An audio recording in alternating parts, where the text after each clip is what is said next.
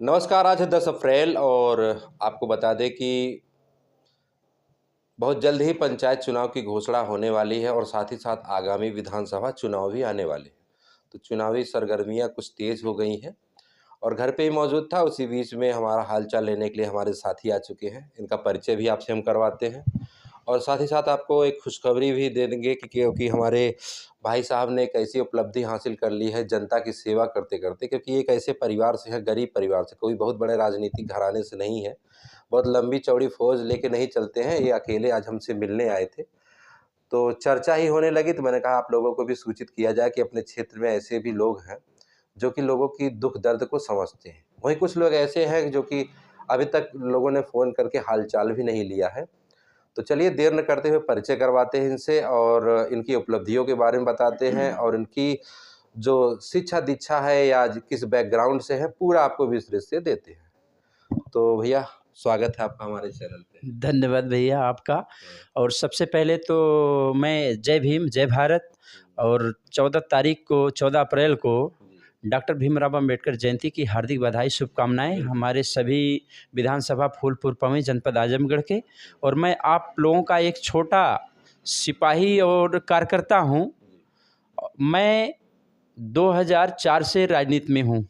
अच्छा। जी, मैं बूथ प्रभारी था, बूथ प्रभारी से सेक्टर प्रभारी, ज़ोन प्रभारी, फिर जिला अध्यक्ष से प्रदेश सचिव हूँ आज मज़दूर सभा के। पहले अपना परिचय दीजिए, फिर पद का बताइए, कोई दिक्कत नहीं। आप अपने बारे में हमारे दर्शकों को बताइए। भई मैं राम अवतार यादव, अच्छा। ग्राम पंचायत उरिल, जी। गढ़वा का निवासी हूँ। अच्छा। और मैं काफ़ी लंबे समय से 2004 से अच्छा। राजनीति में जुड़ा हूँ। बिल्कुल। और बहुत कम जहाँ कोई समस्या रहती है तो आते जाते थे। जी।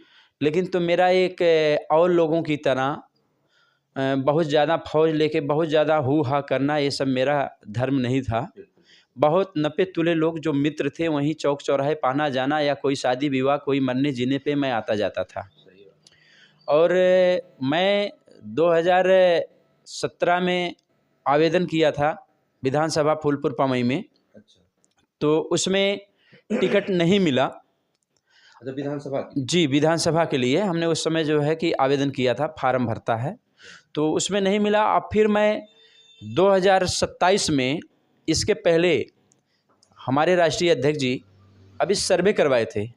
उस सर्वे में हमारे फूलपुर पवई विधानसभा के जितने नौजवान साथी हैं, जितने बुजुर्ग हैं और जितने चौक चौराहे पे, बाज़ार में, चाय ठेला की दुकान जो भी सबकी है, वो लोग बेचारे सर्वे में फूलपुर पवई में ये नाम लिए कि ओरिल के प्रधान राम अवतार को अगर टिकट मिल जाए तो शायद हम लोग अपनी समस्या आसान से कह लें और उनसे आसानी से मिल लें।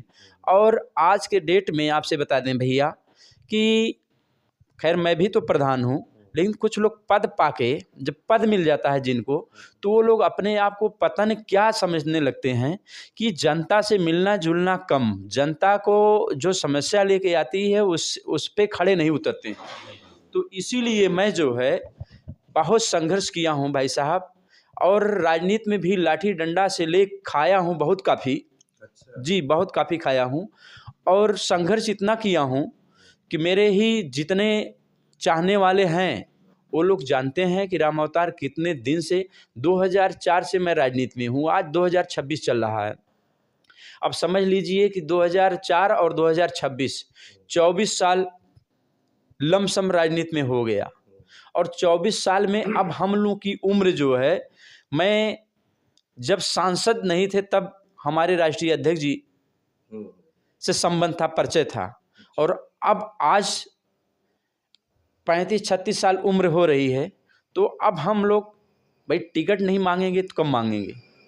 सर्वे में भी गया नाम और वहाँ से भी सूचना मिली है, लखनऊ से भी मुझको, कि आपका जो है सर्वे में नाम आया है।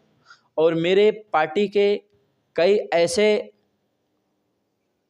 वो पद पे हैं, जो पार्टी में पद पे हैं, वो मुझसे बताएं कि आप क्षेत्र भ्रमण करिए और आपके यहाँ अगर गए हैं राष्ट्रीय अध्यक्ष जी तो आपको कुछ न कुछ सोच रहे हैं और आपका नाम सर्वे में सबसे आगे गया है। चूँकि इसके पहले हमारा एक जो है मीडिया में कुछ लोग निकाले थे, आपके भाईचारा लोग, मीडिया बंधु लोग, तो उसमें लाइक सबसे ज़्यादा हमें मिला था 62-63,000। अगर फूलपुर विधानसभा में आपको लाइक मिल रही है तो बहुत बड़ी बात है ये। इसलिए हम अपने फूलपुर पवई विधानसभा के जितने जनता जनार्दन है सबको हम दिल से धन्यवाद देते हैं। और उस योग अगर हो गए, अगर टिकट मिल गया विधायक का मुझे फूलपुर पवई से, तो हम और हमारे पूरे परिवार से पूरे विधानसभा के आप लोगों का आजीवन आभारी रहेंगे और जिंदगी भर सुख दुख में हर जगह मान सम्मान से लेके आप लोगों के साथ रहेंगे। जय हिंद, जय भारत। अरे रुकिए, अभी बातचीत कहाँ खत्म हुई है। आपने अभी तो मैं शुरू ही किया, आपने अभी तो अपना परिचय दिया है। फूलपुर पवई विधानसभा की बहुत सारी ऐसी चीज़ें हैं जिन पर काम किया जाना जरूरी है, क्योंकि आजमगढ़ जिले का सबसे पिछड़ा इलाका है, एकदम सबसे लास्ट का हिस्सा पड़ता है। और यहाँ पर विकास की जो नदी है ना, वो बहते बहते, यहाँ नाला नहीं, जान लीजिए कि जो कहावत ना, गांव में बराह कटा लेते हैं, तो यहाँ तक कुछ नहीं। यहाँ की सड़कें देखेंगे आप, सिर्फ पवई से माहौल तक ठीक है।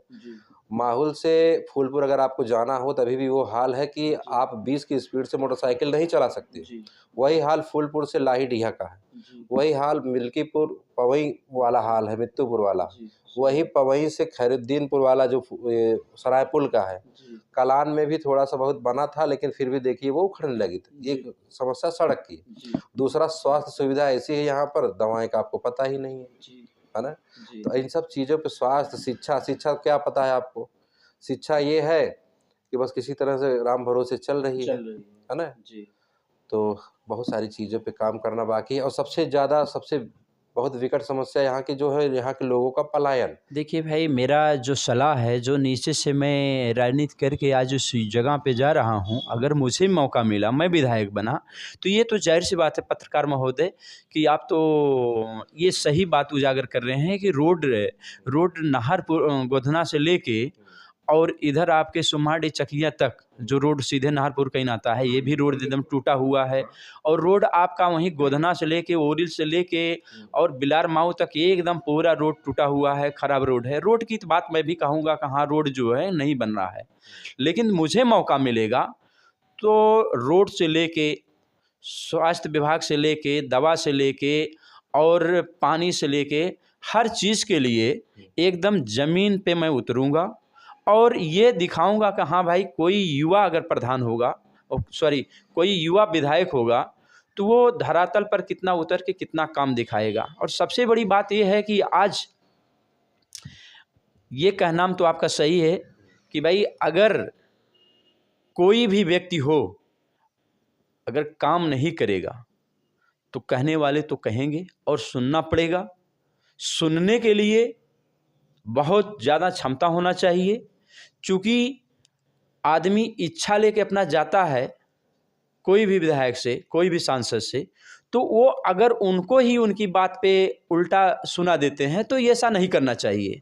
सुनना चाहिए और एक एक गांव के एक एक लोगों से मिल के कहाँ सड़क क्या समस्या है, कहाँ किस चीज़ की समस्या है, उसको दूर करना चाहिए। ये आपकी बात सत्य है, मैं मान रहा हूँ। अगर मुझे मौका मिला, मैं विधायक बना, तो ये जो आप आज बताएं रोड की और समस्या, ये ख़त्म हो जाएगा, दूर हो जाएगा। सबसे एक और समस्या है बिजली की। लगातार लोगों में स्मार्ट मीटर लग रहा है और जैसे ही पूरा हो जाता है बिजली कट जा रही है। अब लोग कार्यालयों का चक्कर काट रहे हैं, पैसा भी भरते हैं, बिजली भी जल्दी नहीं आ रही है।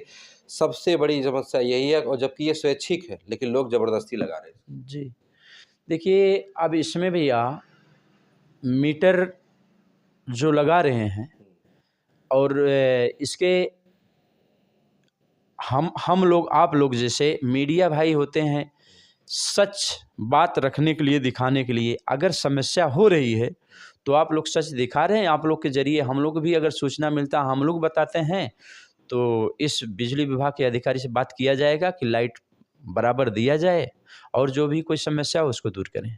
ऐसा क्या चीज़ है आप में राम अवतार जी कि लोग आपको चुने? सबसे बड़ी बात है कि मैं एक गरीब घर का लड़का हूँ। ओरिल इस विधानसभा का सबसे बड़ी ग्राम पंचायत है और उस ग्राम पंचायत का मैं प्रधान हूँ। दूसरी चीज़ कि पूरे आज 20-22 साल से राजनीति कर रहा हूँ, कभी भी कोई भी कुछ कहा तो मैंने उसकी बात को अमल किया और सुना, उसको कुछ नहीं कहा। और अगर कोई कहीं मुझको बुलाया तो तहसील से लेके जहाँ जिस जगह तक मुझे जाना होता है मैं उसके साथ जाता हूँ। लखनऊ तक जाता हूँ, उसकी पैरवी करता हूँ। ज़रूरत पड़ेगी, जो जैसा ज़रूरत होती है, दिल्ली तक जाना होता है तो मैं दिल्ली तक जाता हूँ। मैं आप ही की तरह, जैसे आप पत्रकार हैं, एकदम डर तो कोई नाम का है ही नहीं आपके अंदर की डर। और वैसे अगर पत्रकार हों आप जैसे, तो मैं तो बहुत बहुत धन्यवाद देता हूँ कि आप जैसे 1000 लोग पत्रकार निकलें और आगे बढ़ें। चूँकि जो डर जाएगा वो मर जाएगा। और वही हाल है राजनीति में कि अगर राजनीति करना है तो डर तो निकाल देना है और सही बात रखिए, चाहे वो समाज हो, चाहे चौक चौराहा हो, चाहे वो अधिकारी के बीच हो। तो मैं हर समस्या लेके, अपने ग्राम पंचायत से लेके विधानसभा से लेके, जो भी मुझसे मेरे साथ के लोग या नहीं साथ के लोग, तो भी अगर कोई मुझसे समस्या कहते हैं तो मैं उनके सुख दुख में हर जगह खड़ा रहता हूँ। चाहे दिल्ली जाना हो, चाहे लखनऊ आना हो, चाहे किसी बड़े अधिकारी के पास जाके बात रखना हो आपकी तरह, तो मैं भी बात रखने में दमदारी से रखता हूँ। रामता जी, ये बताइए कि आपको ऐसा नहीं लगता कि जैसे किसी भी एग्ज़ाम के लिए, किसी भी जैसे नौकरी निकलती है, पोस्ट निकलती है, उसके लिए एग्ज़ाम ज़रूरी होता है। क्या राजनेताओं के लिए भी कोई एक एग्ज़ाम होना चाहिए कि नहीं? छोटा-सा। देखिए भैया, ये तो बहुत अच्छी बात है। अभी आप कहें एग्ज़ाम तो होना चाहिए। भाई एग्ज़ाम इसलिए होना चाहिए कि मैं आपसे रियल बता रहा हूँ कि 24 साल का मेरा राजनीतिक अनुभव आज के डेट में, आप मान के चलिए कि इसके पहले कोई भी व्यक्ति उस परिपक्व नहीं हो पाता जो काम कराना चाहिए, कैसे काम कराना चाहिए, हमें कहाँ किसको सम्मान देना चाहिए, किससे कब कहाँ मिलना जुलना चाहिए, हमें जो है तो वो अनुभव नहीं रहता। उस अनुभव की वजह से जो भी हमारे विधानसभा में, चाहे वो रोड का काम हो, चाहे कुछ भी काम हो XYZ, वो अनुभव की वजह से काम अधूरा रह जाता है। अगर अनुभव हो जाए पूरा, तो उनको हमें कैसे अपने पद पे रह के कैसे हर चीज़ को सम्मान अपना बचाना और कैसे काम करना, तो मेरे हिसाब से बहुत कम ही लोग के पास रहता है। देखिए, काम का तो किसी से छुपा नहीं है, हर जगह कमीशनखोरी है, भ्रष्टाचार है, चाहे थाना हो, चाहे टेंडर वाला हो, चाहे रोड हो, चाहे हर जगह। आप बुरा मत मानिएगा, दबी जुबान नहीं, लोग सब पता है, सब उससे पीड़ित है, आप भी हैं, हम भी हैं, सारा समाज पीड़ित है। ठीक है, राम अवतार जी, आप विधानसभा फूलपुर पवई के प्रत्याशी के रूप में आपका नाम जो गया हुआ है, विधायक के रूप में अगर जनता आपको चुन के भेजती है, तो उनके लिए आप क्या करेंगे? भाई सबसे बड़ी बात है कि अगर विधायक के लिए मुझे जनता यहाँ से चुन के भेजती है, तो विधानसभा में, पूरे फूलपुर विधानसभा की बात मैं बता रहा हूँ कि जैसे आपने स्वतः गिनाए कि कोई ग्रामीण इलाका, जितने हमारे फूलपुर पवई विधानसभा के अंदर जितनी भी ग्राम पंचायत 400-500 जो भी होंगी, कोई एक ग्राम पंचायत में कोई एक काम नहीं कराए हैं कोई विधायक। और इसके बाद मुझे यहाँ की जनता अगर चुन के भेजती है विधानसभा फूलपुर पवई की, तो मैं तो एकदम धरातल पे उतर के लोगों के सुख दुख में आऊँगा, काम करूँगा। और ऐसा शायद पहली बार होगा कि जो हम लोगों के बीच में बगैर बुलाए, बगैर निमंत्रण के विधायक पहुंचा रहेगा। मैं तो ऐसा व्यक्ति हूं कि हर लोगों का सम्मान देता हूं, चाहे कोई भी किसी कास्ट के हों। और सबसे बड़ी बात यह है कि जो राजनीति करता है, जैसे आपने कहा कि राजनीति कर जो विधायकी टिकट में उनको भी कोई जो है एग्ज़ाम देना चाहिए, तो मैं आपसे ये बता रहा हूँ कि एग्ज़ाम जो होता है, जैसे कि पार्टी अपने जगह है, व्यक्तिगत आप किन किन बिरादर का अपने साथ वोट जोड़ रहे हैं। तो जो यहाँ फूलपुर पवई विधानसभा के व्यक्तिगत होते हैं, किसी भी कास्ट के होते हैं, तो वो व्यक्तिगत आपके व्यवहार पे, आपके परिचय पे वो वोट करते हैं। तो चलिए, हमारे मैं इसके पक्षधर में नहीं हूँ, क्योंकि जाति की राजनीति सबसे खतरनाक राजनीति है जी। और इसी में पूरा पूर्वांचल नहीं, पूरा देश चला जा रहा है। ठीक है, तो मैं आपको बता दूं कि थोड़ी-सी इनकी शैक्षणिक पृष्ठभूमि के भी बारे में जान लें कि इनकी योग्यता क्या है, क्योंकि लोग सोचते हैं कि अगर मैं किसी को देख रहा हूँ तो उनके बारे में ज़्यादा से ज़्यादा जानें। तो शैक्षणिक योग्यता कहाँ तक है आपकी और कहाँ से पढ़ाई-लिखाई की है? मैं तो हाई स्कूल किया हूँ आपके हमारे ग्राम पंचायत के बगल में है एक ओरिल लारातपुर, वहाँ से हाई स्कूल किया हूँ किस सन में? 2007 में। फिर 2008 में 9 में हमने जनता मथुरा इंटर कॉलेज नाहरपुर जी, वहाँ से इंटर किए। इसके बाद फिर हमने जो है कि अब्दुल अजीज़ डिग्री कॉलेज मजडीहा, और हमारे गुरु थे, सबसे विद्वान गुरु थे हमारे इस क्षेत्र के, रहबर जी। जी, रहबर जी, उन्होंने हमारा जो है बीए और जो भी आगे पढ़ाई थी उन्हीं उन्हीं के द्वारा मेरा हुआ था। जी। चलिए ठीक है, बातचीत काफ़ी लंबी हो जाएगी, अगर ख़त्म भी तो नहीं होगी, लेकिन अगर लंबी हो जाएगी तो दर्शक हमारे ऊबने लगेंगे। फिर मुलाकात होगी। और कैसी लगी आप लोगों को बातचीत, ये भी कमेंट करके बताइएगा। क्या राम अवतार जी फूलपुर पवई विधानसभा प्रत्याशी के रूप में योग्य हैं, ये भी आप बताइएगा। और साथ ही साथ किस पार्टी से हैं आप जुड़े हुए, थोड़ा-सा बताइए हमारे दर्शकों को। सपा से। जी। लास्ट में कहना चाहता हूँ 14 अप्रैल डॉक्टर भीमराव अंबेडकर जी की जयंती की हार्दिक बधाई, शुभकामनाएँ। जी। जी। ठीक है, तो फिर मिलते हैं किसी नेक्स्ट वीडियो, तब तक के लिए जय हिंद।